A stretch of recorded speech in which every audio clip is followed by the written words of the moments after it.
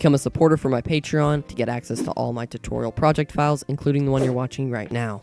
Welcome back to another video. In today's tutorial, we're going to be making two new mini games. The first one is going to be an infection tag game where players will run around the map and one player will be selected as the infected, and they will try to tag other players and turn them to infected. And once everyone is infected, then the infected player will win. And we'll also be making a game called Boulder Run, where players will try to get up a hill as boulders are falling down, and the first player to reach the top of the hill will win the game. And we're also going to be adding the functionality of disabling powers, because in some games, like the infection tag we're going to make, if an uninfected player has a speed boost, they become impossible to catch instead of just giving a slight advantage. So we're going to be able to disable certain power-ups for certain game modes to make them more balanced. So to get started, we're going to be making our infection tag game. So I'm going to add a new module script into our mini games, and we're going to call it infection tag. And to start making our mini game, we're going to grab our game model that should be in our script, which we need to make. We're also going to have our tagged speed and our runner speed. I want our taggers to have a little bit more speed than the runners, just so they have a bit of a chance and they can catch them easier. And when our game starts, we're also just going to clone that game and we're going to put it into workspace. Because we need a game model for our game, I'm just going to go ahead and make that. So here in workspace, I've created the game model for our infection tag. All we have is just a little bit of a maze so the runners can run around and try to hide from any infected players. And then we have this little box right here, which you can see inside the game model. It's a folder called cage, and this little cage is where the first infected player will be. So they will be in this little cage, and we have here the tagger spawn, and then we have the player spawn. So all the players will spawn here, they get a few seconds to run and hide, and then this will be destroyed and the infected person can run around and try to find everyone and infect more people. So how it's designed is up to you. The requirements though is you're just gonna need something called a cage to hold whoever is infected, with the player spawner and a tagger spawn. And we're just going to make sure to put this game model into our infection tag module script so it can be cloned. And then we're going to use our teleport players function to teleport all of our players to our map, and that's going to be to the cage.playerspawn.cframe. And then we're also going to create a folder called tagged folder, and it's going to store all of the players who are tagged. And we're also going to create this tagged highlight, which is just a highlight that's going to have a fill color of green and an outline color of also green, slightly different, with some fill transparency and outline transparency. And this is an example of what the highlight would look like. It's going to have the fill color with 0.9 transparency and the outline, but that's what it's going to look like, and it's going to go onto all of our tagged players. And now we need to choose one tagger to start off, and we're just going to get all the current players in our game, and then we're going to get one random person from that table. And then we want to set their C-frame to our tagger spawn C-frame. And then we're going to create this function called tagger touched, and this function is going to run anytime an infected player touches another player. And if the humanoid that we touched is already tagged, then we're just going to print that they're already tagged. But if they're not, then it's a new person, so we want to set their tagged to true and set their walk speed to the tagged speed, so now they're a little faster and have an advantage. And even though this is for all of the taggers when they touch another player, what we can do to just quickly infect the person that we chose to be the first infected, we can just use this function and then give the tagger character.humanoid, so it'll do the same thing. We're also going to give the highlight that we created earlier, we're going to clone that and then just give it to the new infected person. We're also going to parent this new infected player to the tagged folder, and we're going to make sure that anytime their humanoid root part gets touched, we just run this same function again just to see if we're going to tag anyone else. And while we're doing that, we're also putting that same connection into this tag connection table up here with table.insert. We're also going to go through each of our players in the game and set their walk speed to the runner speed before we're setting the tagger speed to their speed. And we're also going to get that player and make sure their camera max zoom distance is set to 35, because right now you can actually zoom out quite a bit, and in the map you'll be able to see who's behind corners and stuff. So just to make it a little better, I'm just going to do that. And so after we have set all of our characters and selected our tagger, we want to have a countdown so the players can run before the tagger is released. So we'll just have a countdown and saying that our person's name is it, and that the game will begin in however many seconds is left. And then after that's done, we're just going to destroy the cage. And then once the cage is destroyed, we'll have our main countdown for the game. So our game time is going to be 60 seconds, and we're just going to be showing the countdown of the game through the game status. And also we're going to check to see if the number of taggers in the folder is equal to 0, or if the number of players in our game is equal to 0, then that either means the taggers have left or something like that, or all the players have been tagged. And if either of those are true, we're just going to break. And after our countdown has finished, we need to know who won the game. So we're going to see if the number of players in our game is equal to 0, and if it is, then the taggers have won, and our winner is just going to be equal to a table, but with only one item in it, which is just going to be our first tagger, because I only want to reward the first person instead of rewarding all the taggers, because then everyone would get rewarded if everyone got tagged. But if that's not the case, then it's going to be the runners who won. So we're going to say the runners won and make sure the winners is all of our people who are in the game. And we need to make sure that the taggers can't tag anyone anymore. So we're going to disconnect all the connections that we made in our tag connections table. And we're also going to destroy the highlight that is in all of our taggers.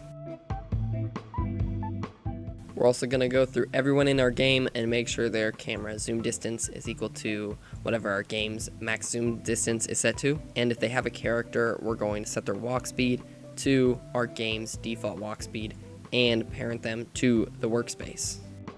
And we'll wait 5 seconds so our message will display whoever won, and we'll destroy our game and destroy our tagged folder. So our game is about ready to test. I'm also going to make sure to add an attribute for our image called IMG, and then I'm just going to put my image that I want to be displayed on the voting GUI.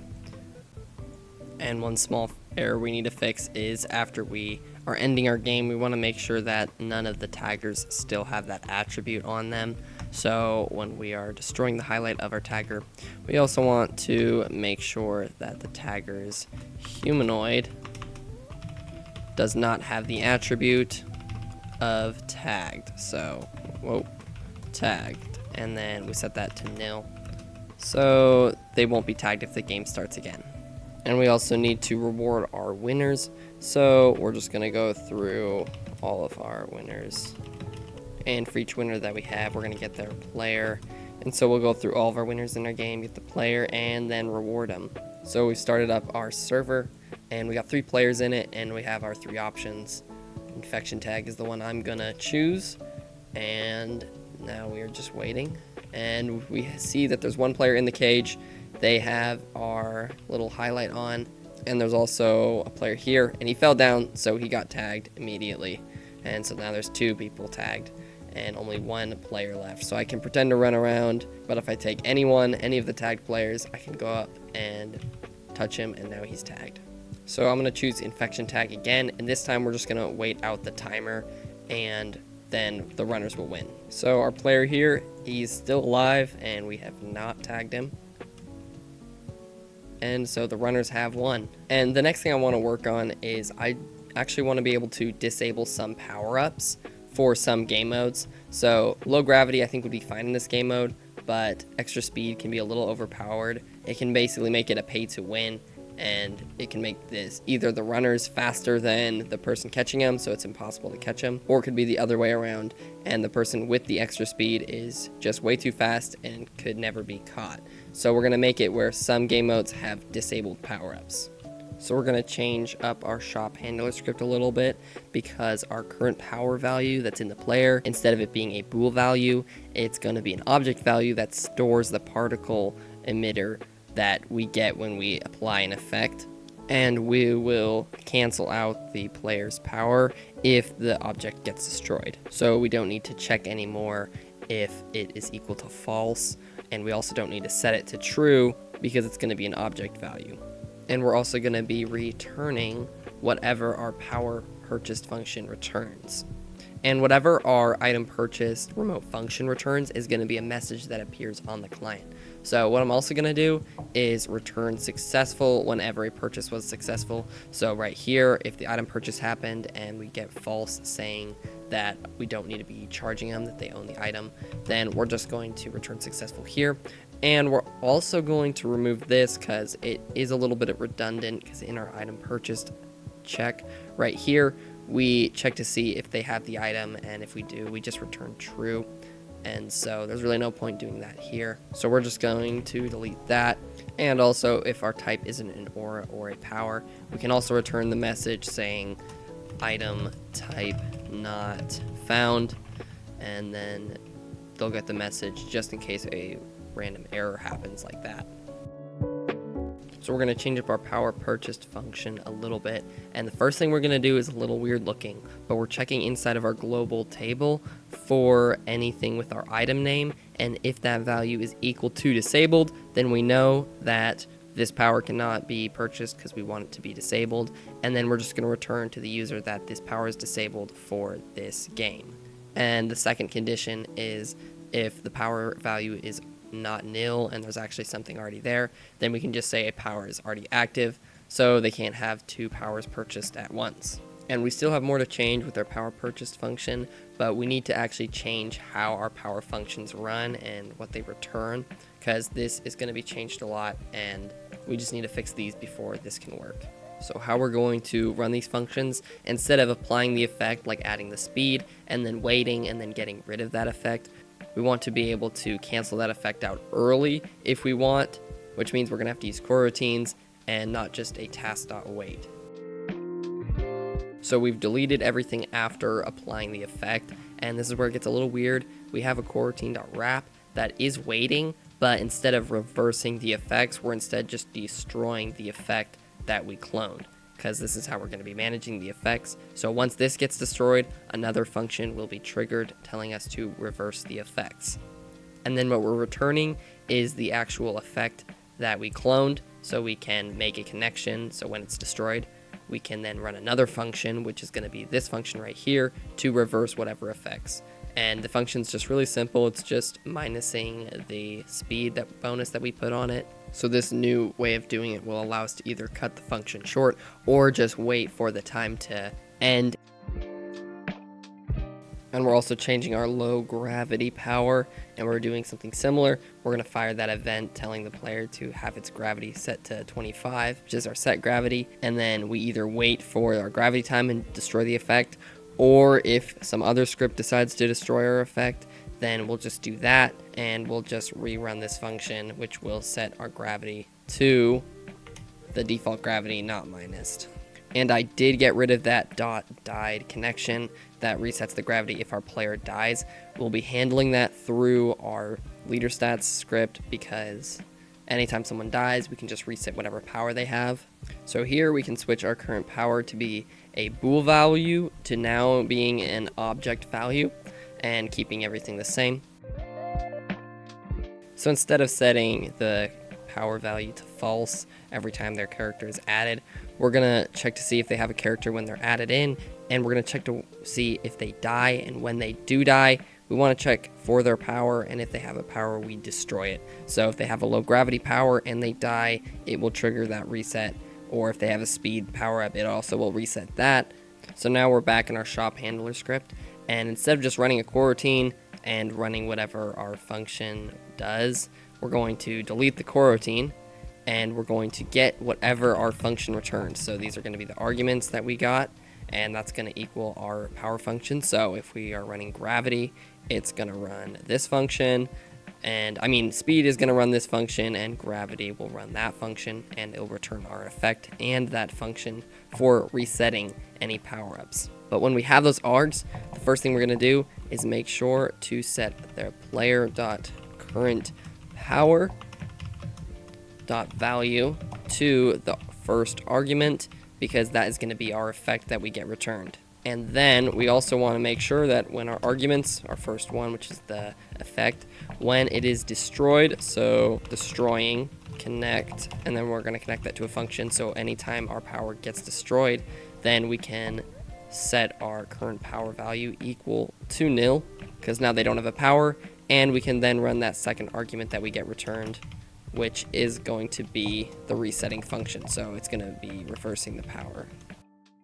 And what we're going to do is, if there was a successful purchase, then we just want to return the item info, giving the name of whatever we bought, and then saying activated.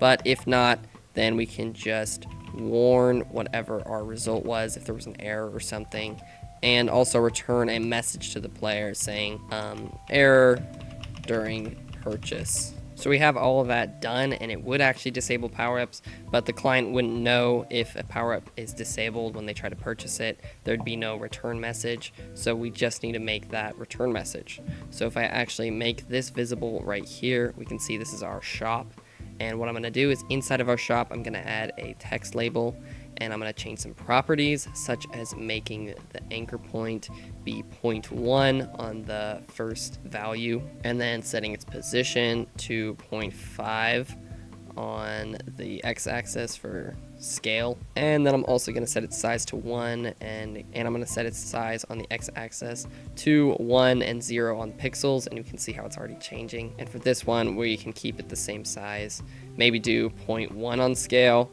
and like 25 for pixels. And we're also gonna change position back to 1, so it's at the very bottom of our GUI. So we've positioned it correctly. I'm gonna make it bold. We'll do text scaled. Yeah, text scaled. We'll also make the background transparent so we can't see it, and just make its text white with also a border. So set the text stroke transparency to 0. And something like that, and maybe just a blue border or something like, yeah, we'll do that. That looks fine. And so this is going to be our notice label, and that's what I'm going to call it, notice label. And I'm going to make sure its text is set to nothing right now, so it's invisible. And so here, after we purchase an item, then we're going to see that it's a purchase success. We're going to see here, instead of a print statement, we have an if statement, seeing that if the purchase success wasn't successful, which it actually could be successful, but maybe there's just a message that we want to appear. If we return successful, that means we don't want a message. So we check to see that. And if there is, then we're going to create a new label, which is just cloning our notice label, which we should make a variable for. So I'll do that. That's going to be local notice label is equal to mainframe wait for child, and that's going to be our notice label. So we're going to clone that. We're going to make its text equal to whatever our text is, and also just making sure it's a string if it isn't already. And we're parenting it to our notice label.parent. So just our screen GUI, waiting 3 seconds and then deleting that notice. So we are all ready to test it out. I did notice that I misspelled destroying, so I got an error when I was testing it, but just make sure that's spelled correctly. And another issue that needs fixed is just copying all of this character added script that's inside of our leader stats and putting it right below our current power. It's possible that if we load the data before we do this, that this might not catch our character being added. So we just want to make sure it's one of the first things we do. So I'm now going to test it out, and I'm going to buy extra speed. Extra speed has been activated.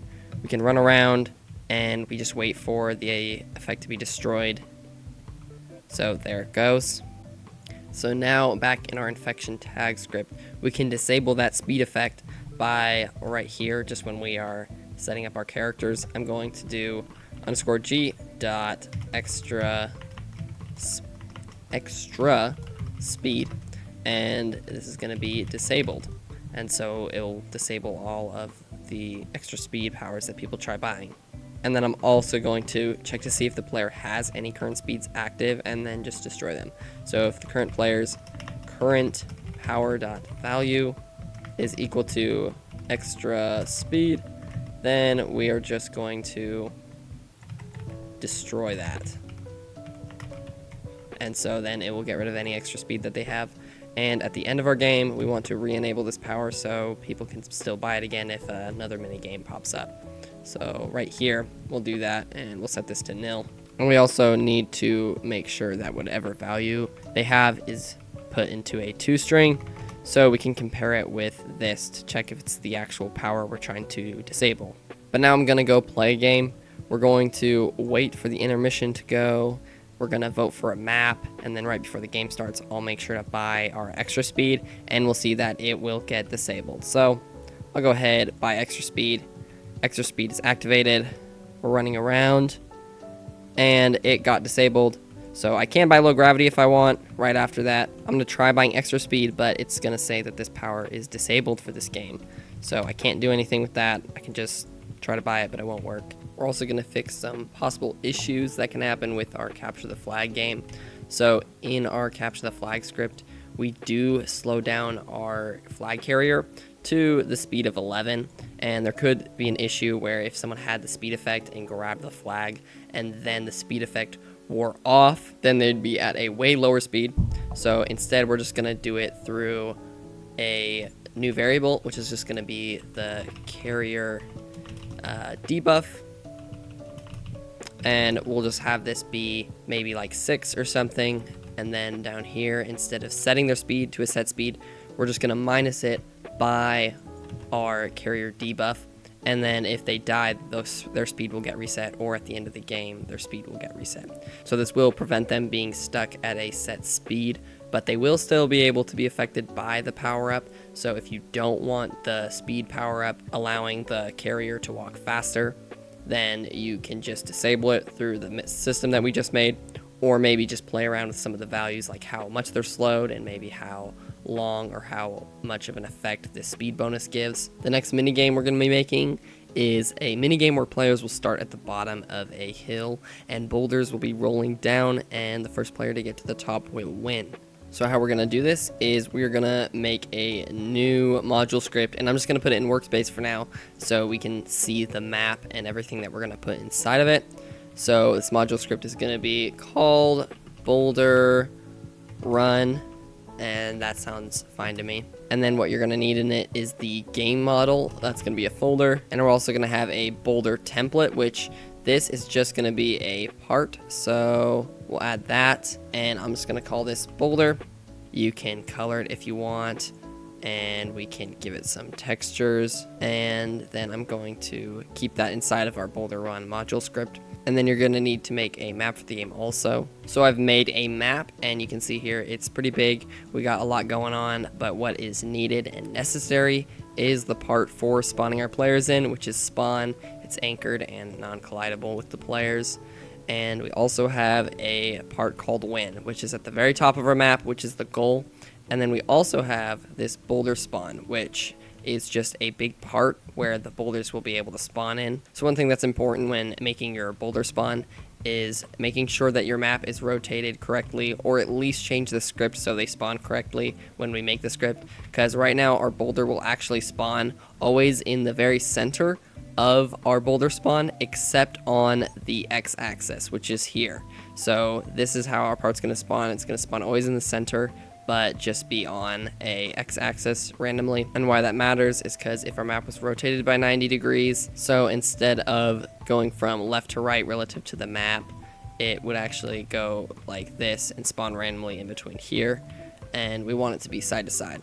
So if your map is rotated, you could just do it on the z-axis instead. And we also need to make this part at the bottom let any boulders come through, but not any players, so boulders don't stack up at the bottom.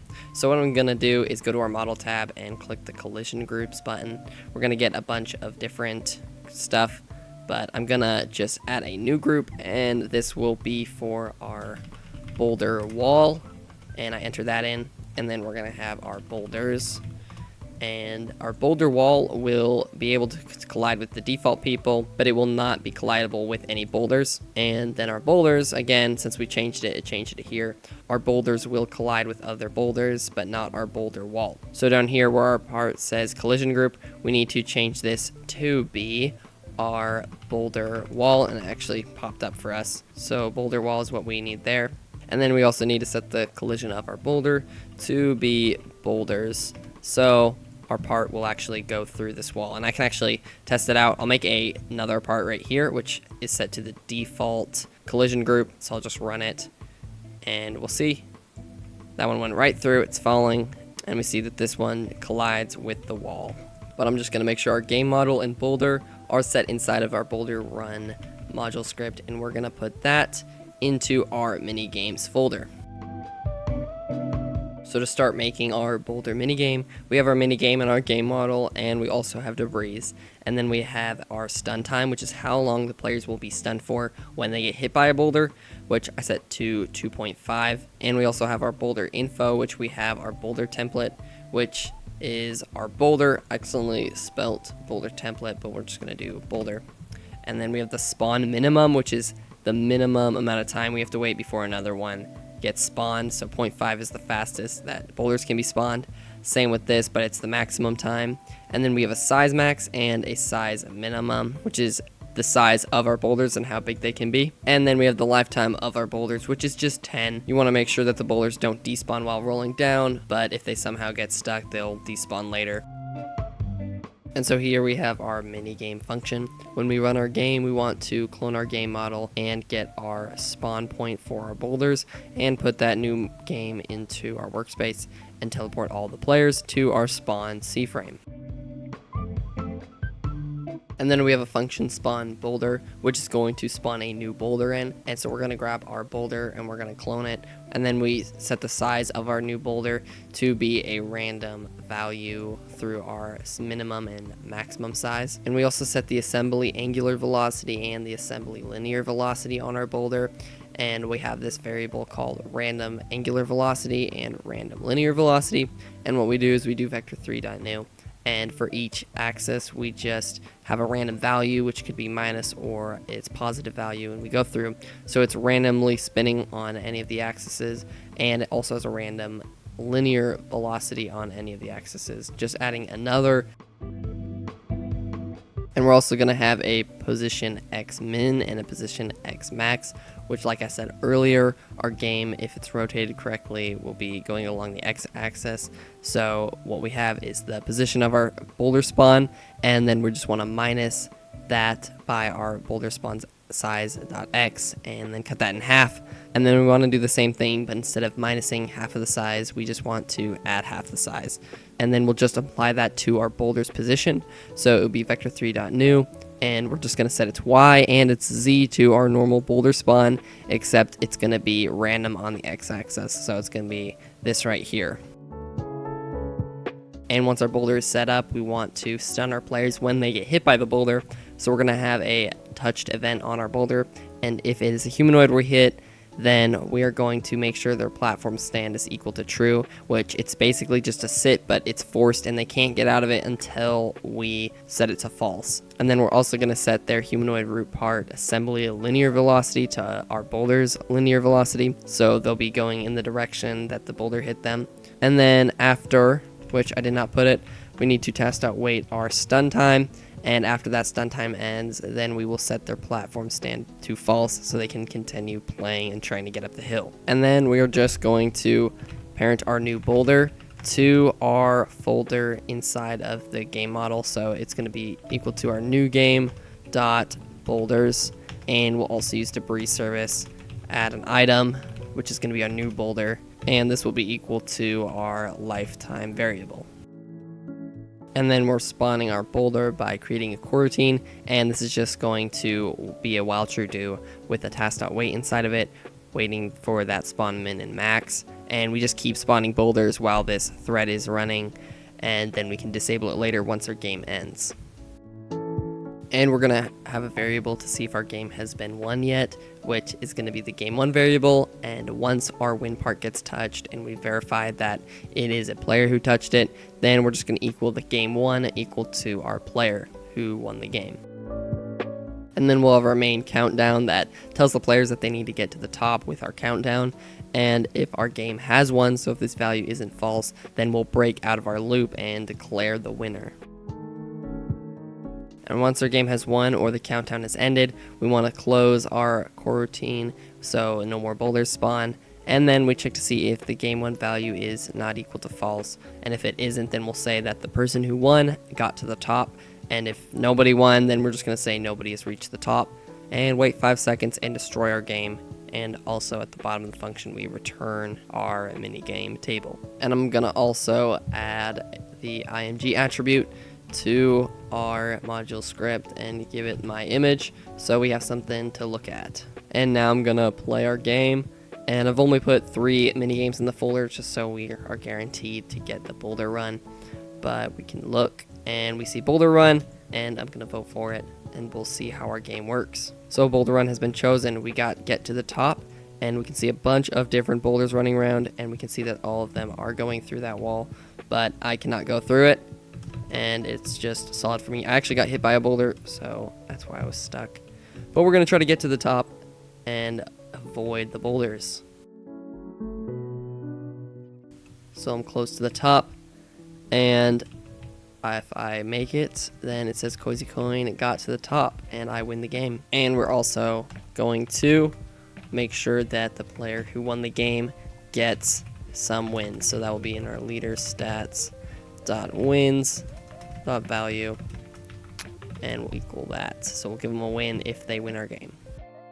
Thank you so much for watching this tutorial. If you liked it, please give it a like. And if you have any ideas, leave them in the comments. And shout out to all of the supporters on the Patreon. It's Isaiah, R. Jackson, Bradley's World, Avarist, and Nick Noob.